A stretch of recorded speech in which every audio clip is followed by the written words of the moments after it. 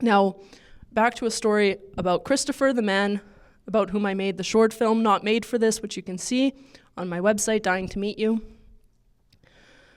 I remember before we had made the video or anything like this, I had read a short written version of his story online.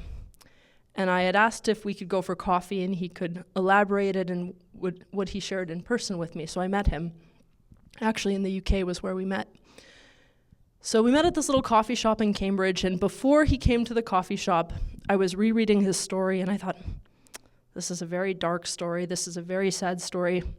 Normally, I might think, maybe there could be a video here, but, well, where's the hope?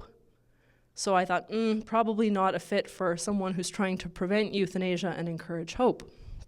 I sat down in the coffee shop.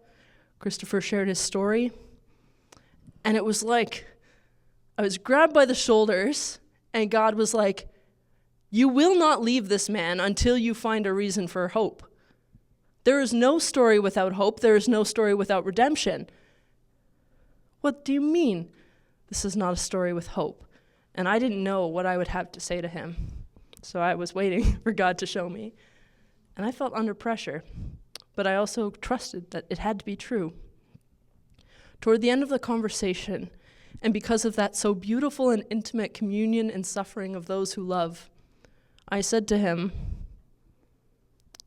your father's life and death will be more fruitful than he knew how to make it because of the story that you are now telling to me and to whoever else you choose to share it with. And that was a revelation for me as much as for him. And I regard that with awe. And I could not have had that revealed to me quite the same way otherwise.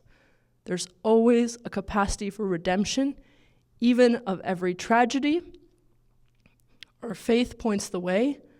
There are certain tragedies we can seek to prevent, like the premature hastening of an end of life. But God can work with revealing how these lives and deaths can be made more fruitful, but it takes facing up to and contending with the real mystery at stake.